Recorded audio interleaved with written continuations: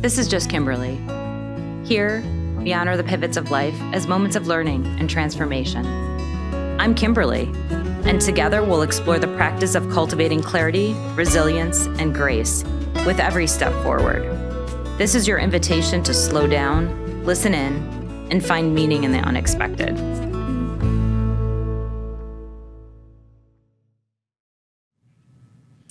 Welcome to the Just Kimberly Show. Today, we're here with my dear friend, John. John, welcome to the show. Thanks for having me, Kim. I'm excited. So excited to have you here. So we're talking about guiding the next generation. There's so much to the work that you do and giving your life to education and really helping to guide young adults as to what their next piece of their journey is post-high school. It really is about exploring their purpose, you being a mentor always, and truly helping them step up to be their own leader. So you've made lifelong impact on so many students over your time. You and I, as I set the stage here, we've shared nearly 2 decades working side by side in education. We started as young pups in the industry back in the day. We really grew up together through that. And for me, it's so special to have you at the table because I've watched your work evolve over the time. But I guess I want to ask, because you had the opportunity to go into really anything you wanted to, why did you choose to go into the field of education and specifically the work that you're doing? Yeah, there's always been a value in my family in education as far as putting in your best effort and really a respect. And I think that has to do with, I just found out that my grandmother on my mom's side, my maternal grandmother, she finished 5th grade and then had to start working cleaning laundry for folks in the neighborhood. I didn't know that. I thought my grandparents were 8th grade educated, and that was a big thing. To get a high school education was a big thing in my family. I was the first male to go to college, so that respect of education has always been instilled in me. And I think when I was trying to figure out what I wanted to do, I switched around a lot. I think I switched my major maybe 4 or 5 times. And then it hit me. I did some pre-student teaching. I did some coaching at the YMCA. And I knew I was good with working really with children of all ages. So I found my way eventually to high schools. And I really never looked back. So I think I met you the summer before you started. So I think it was one of our leaders at that time prior. And you just had this like charisma about you. And I watched you bring it to the job all the time. And our team, as our team would always evolve over those years.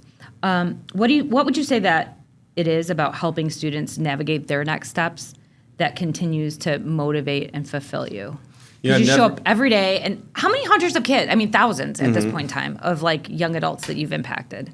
Yeah, I've never forgotten what it's like to be 15, 16 years old. Sometimes I may act like it's still. Come on. Luckily, I have an 8th grade daughter that appreciates it. But yeah, I've never forgotten that. There's this, you think you know everything, but deep down inside you don't. You're scared about what's about to come. I've never forgotten that. And I think as educators sometimes I've seen folks, be punitive and expect really children to know and how to act, and to be upset that they can't act a certain way. And that's really too bad because they've forgotten what it's like then to be a teenager in high school sense. That is one of the many things that have always drawn me to you. But I think being in the game and being in education, that we always wanted to look at the whole child and, not caught up on data or specific discipline or anything like that. I mean, giving a life of like special education and mental health, and you quite the same. I mean, didn't you work in a residential so I worked facility before? It was an interesting journey. I taught first year out of high school or of college at the high school I went to, which I grew up small town. Yeah, rural area, and it was. I remember my high school football coach was like, we were I think we were doing cafeteria duty, and he was like, just think, in about 5 more years, you can be, this will be all yours. You'll be the head football coach. And it terrified me. And I was like, oh my God, I can't do this. I don't want to be here. I don't want to be pigeonholed in this small little area. And I love it. I love the folks from there, and I love growing up there, but I wanted more. So I ended up moving around a lot. And in those moves to different states, I worked with international kids at a YMCA in Hawaii. I worked at a children's home in Bloomington, one in Mesa. And then from that experience in meeting people and relationships, I taught in Phoenix. I taught in Louisiana, Baton Rouge, and I ended up in CPS, and then I made the move from CPS really out where I'm the school I'm at now. I had no idea, and it's a powerhouse, and everyone's like, "Oh, that school is so great." I'd never heard of it. Yeah. In fact, I think I pronounced Palatine.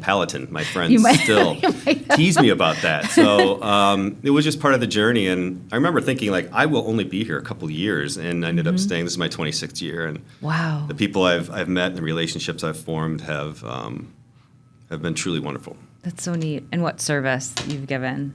So let's talk about that. Let's talk about the art of guidance and growth, because it truly is an art form. You've guided thousands of students through these like major life decisions.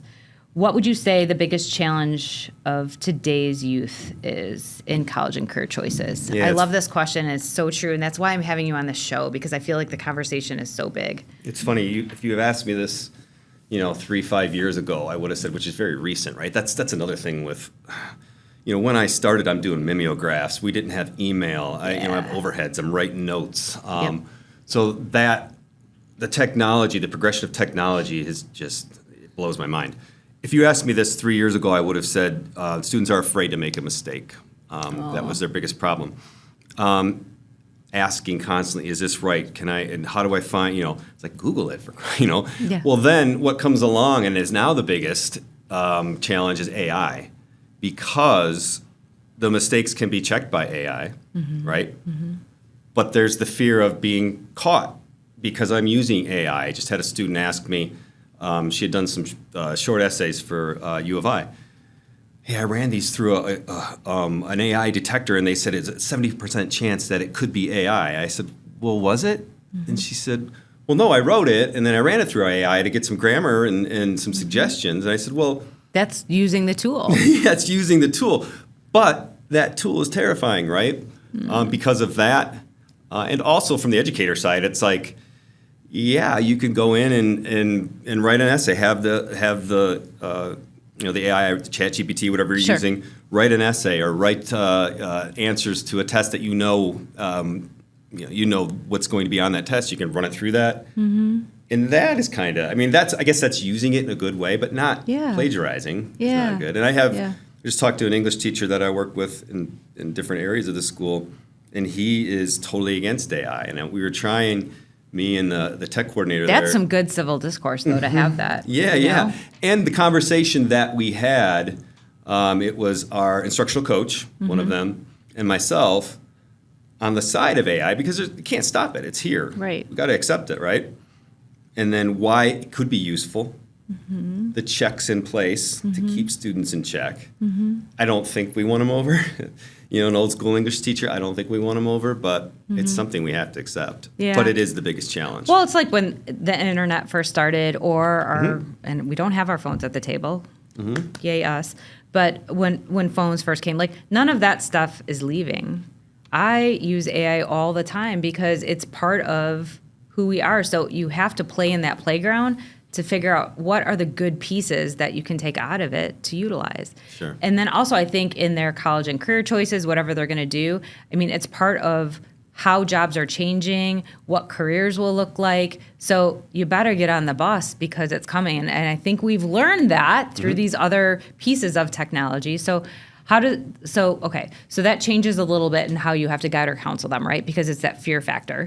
And then how does that impact as they're looking to what their next step is? Do they want to get micro-credentialed in something? Do they want to go to, 2-year, 4-year? Do they want to have these loftier goals for longer education? And then how do we plot to get there? How has that changed in how you have to guide them in that conversation? Is it what they're bringing and then you're just taking it from there and molding each little human? Yes, but I want to know where they brought it from. And that's what makes you amazing. He's a leader, ladies and gentlemen. So he's always led in this piece of the field. Did it come from their parents? Yeah. Did it come from their siblings? Did it come from their peers? Yeah. Did it come from some unguided notion of what you're supposed to be? Because I think about myself. I wanted to go into medical technology. I didn't even know what it was. And I had a D and an F in bio and chem. Like, I had no clue. Yeah. So that's where I want to know, like, where did you bring this? And does it fit with your interests, and does it fit with your strengths? And really, does it fit with who you are as a person? Because a lot of times I think with students, they just don't trust that they're good people, that they make good decisions. And part of that guidance is, allowing them to recognize that they do make good decisions and they are good people, and pointing it out if they can't get to it. So when you are talking with someone, always listen. I want to know the little details, the subtleties, because I'll find things out in those subtleties that I think oftentimes are overlooked by other people. And I guess that's part of the art. So. That is the art. I would say that 100%. That's so good. I'm glad I brought you there. It is good. So how do you help them uncover that it's not just a path, but like a sense of purpose? Like, so how do you get them to that piece? Because that looks different at every phase of our life, right? So one is you're making sure like they're showing up authentic to you. And if not, you're kind of chiseling away to get to whatever that authenticity is. But then really connecting them to like what their purpose is at that time to take that next step. So the question is, how do you help them uncover that it's not just a path, but it's a way to purpose? If there's any doubt, I try to take that doubt away. Okay. So I think that's why I guess it stalls when you have doubt between the path and the purpose. I don't know if this is making sense, but the pathway is always there, right? Oh, I'm going to go to med school. I'm going to go to law school. I'm going to go into computer science. I want to. That's the pathway. Why? Well, I don't know. And I think sometimes students will pull back on that. Well, I think this would be a good pathway. I know I'm not that. If I hear I know I'm not, or I don't think, I want to smash that. And I think that's, if you can break those barriers down, I think then you can see that it's a purpose. So you go beyond that pathway, like you said. That's good. An example is coming to mind, and it's about my daughter, Abigail. So, she went and was like, this is what I do, because she was following mom, right?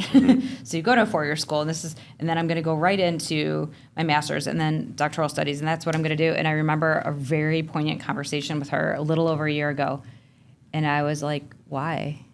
Well, because that's what I do. I just keep going. And she is a really great student. I mean, it's a kid that could never, when she got her first B, like the world was crashing. And I was like, boy, that should have happened way earlier because there is nothing in perfection. And I'm like, sure. That whole point. But to press with her in the sense of she was thinking about 3 different pathways, post undergrad. And I just said, but why are we rushing? Well, I couldn't stop. I was like, no, what about a gap year? A gap year? What is that? And it was like, you don't really have your purpose defined, and you're talking about 3 different huge avenues. So how would you find that? And she has found that like peace, but it took a push. Sure. And it was like, just go be in this universe, be in whatever. You know what she has done? I sponsored her. She went to nail tech school, and she's always liked doing nails. She's doing that for fun on the side right now. But I've never seen her like more joyful, where I was like, man, you're like a kid again, a kid in a candy store, because her creative came back out. And I was like, that's a piece of your purpose that now, whatever other career you're going to choose, like, remember that. Yeah. Remember that. So fighting her to get there, and now she's so proud, you know? Yeah. I guess it's not doubt. That was the wrong word. It's the concrete, like in what you're saying. Like concrete sequential. It doesn't have to be this. Yes. Well, what if I don't? What if I get so many... I guess it's the what ifs then. Well, what if I don't find a job right away? Or what if I want to do... Well, great. What if I don't know what I want to study? I get this all the time. I don't know my major. You're really not supposed to. There are very few students I've been with that went that pathway and knew right away from freshman year. Most of the time, they change their mind. Mm-hmm. And where's that pressure coming from? It's funny, pathway. It comes from oftentimes school districts, where in 8th grade we're talking about career pathways, which then whoever, when you have a parent night, the only ones listening is the parent, right? The student's not listening. So then they get it in their heads, hey, they need a pathway. So you're getting this pressure not only from the school and the system, you're getting it from your parents. Yeah. So I guess it's pressure that you have to know, and that you have to choose this pathway. And then it's like, oh, well, once you can't go off. So that's a wonderful thing you did with your daughter. Yeah, but I was guilty. I mean, I was have to do everything, and I'm gonna have control, and I'm gonna move to this next step, and I'm gonna get the next degree and do all. And so like that is what they see when you're growing up. And I was talking with somebody else just about like parenting doesn't come with a guidebook. You know what I mean? So we have to figure out how to pivot within Grace ourselves. And the more you let go of control and just let that beautiful being figure it out. I like how you just brought us there. A lot of times it is the parents. And I've been guilty of that. 100%. 100%. And I think the conversation with parents in the work that you do, the work that I had done for part-time, but is we're working so much more with the parents than allowing the student really to stretch and grow as they should in those high school years, right? And to try out all those different things, because it's like you got to get them to the next travel sport, you got to get them into the next AP class, you got to get them to the next thing, because the world might crash if you don't do that. Because everybody's going to be an MLB player, and everybody's going to go be the highest paid doctor, and it's kind of bullshit. Like that isn't really the truth. So how do we take a little bit of that pressure off? And so I feel like you have done that very gracefully and helped others always pivot with grace. Do you feel like you do that as a dad? I do. It's funny. I am not a great, I don't consider myself, the world's greatest parent, but I've learned how not to parent by working in a high school. I've learned the things not to say and what not to do. Okay. I try, but it's your child. It's a wonderful, terrifying love. I like how you say that. It's so true. you want them to make wise choices, but then I'm preaching it's okay to take risks and to make mistakes, so it's that balance, I guess. That it's okay. Yeah, it's okay to make a mistake. So you've built relationships nationwide. I mean, you were like the counselor guy, if you will, the pinnacle headpiece for where we have worked, but across the nation, that you would go to various colleges to kind of hear what it was that they were doing for students, how to best partner, all of that. As you have done that, what have you learned about the role of connection and trust in your work? Because sure, colleges want to invite you out there because they want you to really sell their product too, right? Their program. And then we also live in communities where the communities might favor certain schools or certain programming too. So it's a lot of balance for you, because when that door is closed or not, with an individual student, you want to get to their what, what is their purpose, all of that. How do you match that? So how have you built those relationships nationwide, but hold to your core values in your oath as you have guided youth? I think I try to be as transparent as I can. Okay. And if I'm not getting that from them, I'll call bullshit in a professional way. Sure. And I think with honesty, with open communication, I think you can get those answers that you want, even if it's off the record. I still want to know. And with all of that, I think the end result is respect. So if I can get that respect, I'll give it to them as well. And I've never had too many problems with that. Well, you what you see is what you get. I mean, you've always, I think, held true to your oath and not gotten caught up in a bunch of like political jargon or that sort of thing. Like, this is the bright new shiny package program we're doing, or pathway, or that kind of thing. That you've always looked at like the individual child, or young adult, I guess I should say, the young adult in front of you, to just say, yes, this would be a good plug-in. No, that wouldn't be. So, is that a right read? Oh, absolutely. Okay. And even if I need a favor, sure, I know when to ask, and when I'd be out of line if I did. So that's respectable. It is, yeah. And most of the time, I'll get a favor here and there, especially from the college admissions side. So I respect that. Yeah, that's good. So you're seen as a huge leader in the field, and you're moving into, like, what would we call it? Swan song. I think. The twilight of my career. The swan song. So, I mean, you've got some good years still in for this work that you're doing. But if we're talking about in this segment, leadership and legacy and friendship. We're moving into that part of our time together. So after years of laughter, and I've had so many belly laughs with you over the years within our work together, long talks, lessons learned, what makes for a lasting personal and professional relationship within educators? Now, because I've been out of the game for a little bit, but I've also been out of where we grew our friendship personally and professionally years ago. What would you say that your it factor is? What's the John it factor? Just not taking yourself too serious and laughing at yourself and being able then surrounding yourself with folks who realize that too, and you can kind of poke at each other and have fun. I guess that goes back to transparency as well. But yeah, just don't take yourself too serious, and you'll make mistakes, but that's why then your friends are there to help pick you up. If you stumble a little bit along the way. 100%. I mean, gosh, we've been there for so many different chapters of life, like some tough ones and then some really awesome, joyful ones. Sure. A little bit of both, right? Sure. Yeah, people, and I think people that work at companies for a long period of time, which doesn't really seem to happen anymore. Maybe they'll do 3, 5, 7 years here. When you work with a group of people, for now this is my 26th year, you really get some strong bonds there. Yeah. And it's really, I've been tempted other school districts a couple times in my life, but it's because of the people I work with that I haven't gone, and I really enjoy being around the folks that I work with, and we have a fun time, and we do a good job. Yeah, work hard, play hard. Work hard, play hard, for sure. So how about being a husband and father? How has that shaped both how you lead and support others? As you grew up, Johnny B, I like to say. Right. As you grew up and took yourself a wife and had a little beautiful baby girl. Right.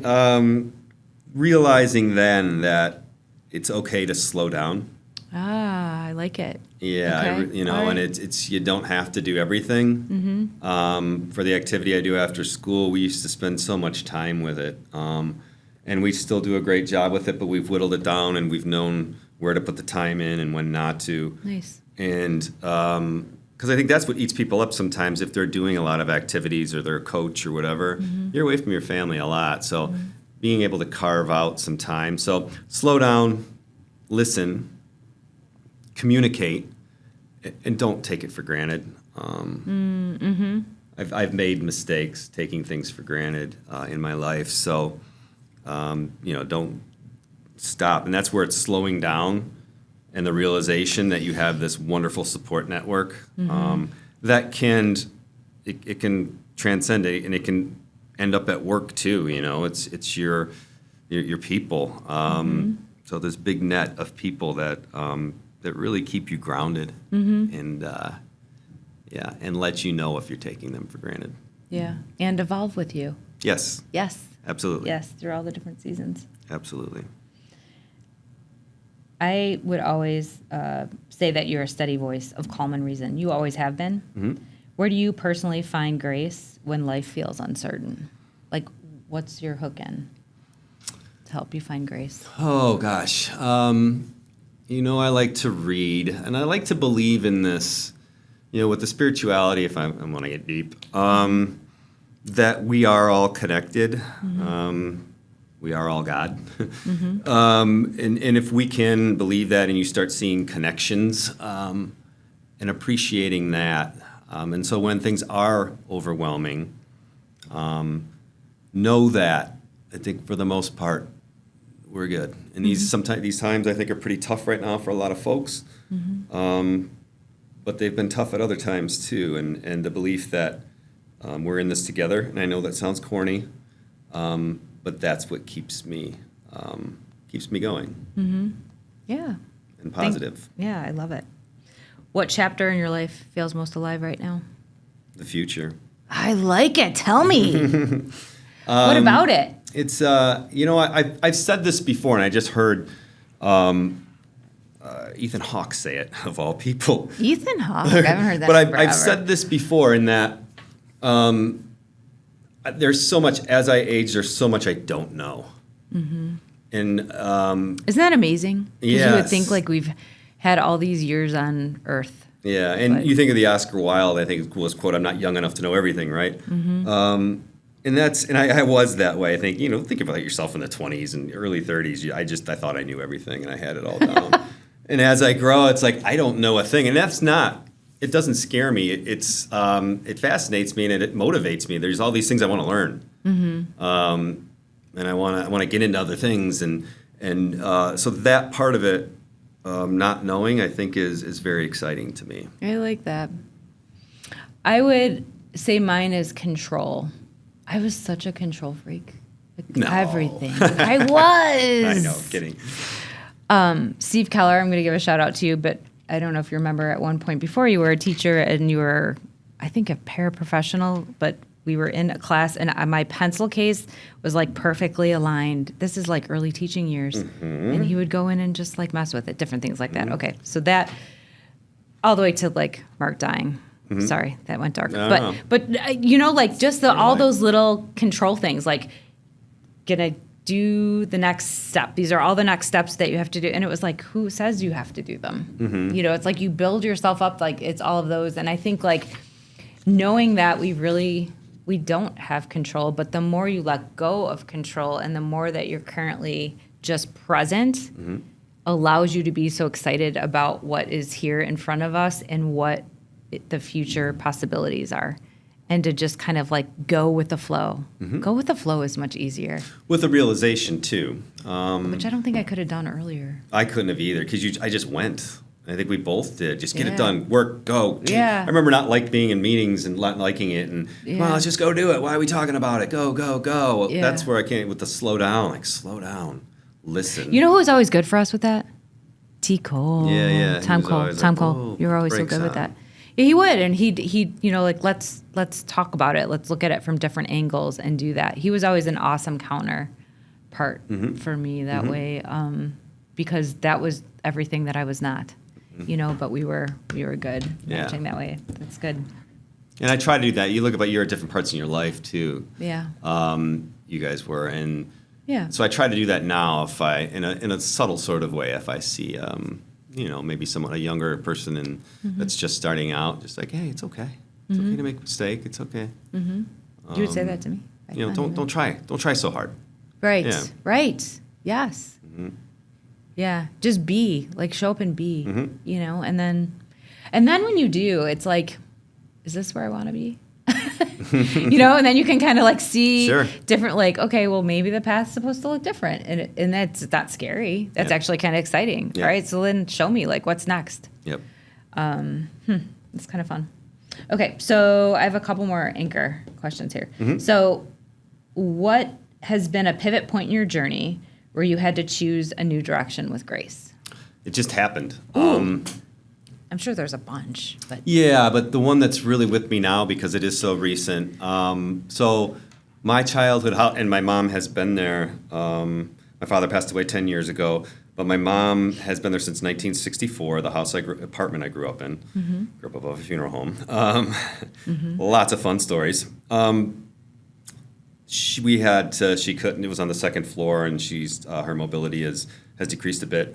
So we had to move her into an independent living. Don't say assisted, independent. She'll correct you quickly, and rightfully so, to a different apartment in a different town. So I lost my hometown, right? I spent whenever I go back, 54 Christmases, 53 Christmases, everything. But then it hit me when, the moving, we had, not moving trucks, but the dump trucks, because we had to throw a lot of stuff away. And it was empty. It hit me, dummy. Your home's on 30. Your home's in Chicago with your family. Yeah. Now you're the center point. Yes, your beautiful wife, your beautiful daughter. Yeah, that's your home. Yes. You dummy.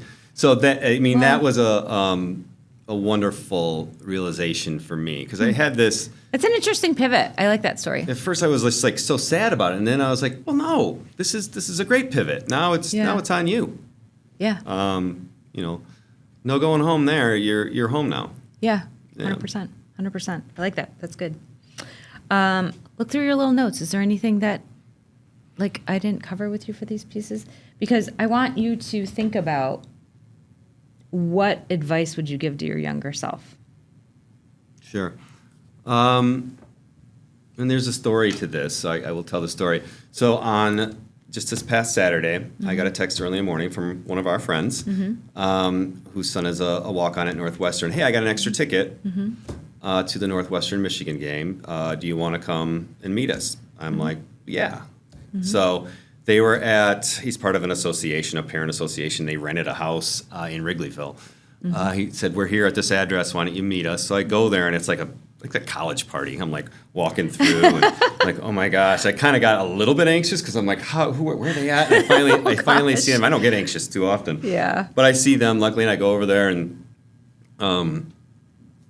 he's there with a friend of his from the neighborhood. And we're talking, blah, blah, blah. And he's like, oh, his son goes to school at Fremd. I'm like, oh, yeah, who is it? And he tells me the name. I'm like, oh, my God, I'm his counselor.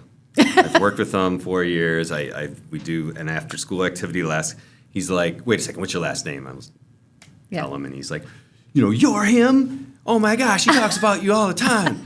And so we got to end up talking about it, and his child is wonderful, and I'm almost kind of envious because I wished I could have been like his child. So what I would tell him, and this is what he's like, he's one of the very few students that I know who thinks before he speaks and is very thoughtful. And his dad even says, like, yeah, I think he came out of the womb with like a pipe and a sweater. He's got an old soul. So I think I would tell myself, stop and listen and think before you speak. I was so quick to talk and to get my point across. You have a quick brain, though. Yeah. Slow down, though, sometimes. And this young man does that, and he's just a wonderful person. So I think that would be it. I like that. And I like the example you shared with maybe some younger colleagues that you work with. And so one, for you to have that perspective taking as to where they are at, but also be like, it's okay if we don't get it right this time, or it's okay to be slower. So I'm hearing that theme. Okay, so as we wrap up here, if I was to ask you what your call to action to parents would be as they're helping to guide their young adults into their next step post-high school, what would your call to action be for parents? To stop and listen, same thing, right? And to not to not be so quick to judge and be so quick to offer your advice.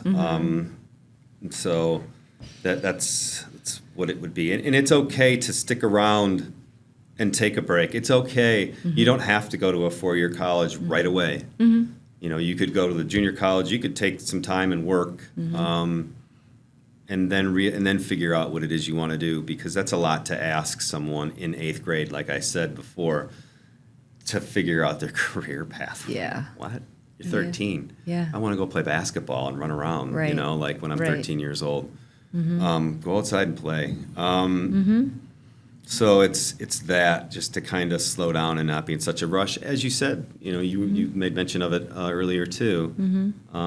So quick to get everything in line and to offer your advice. So it's okay not to know. I love it. Well, great.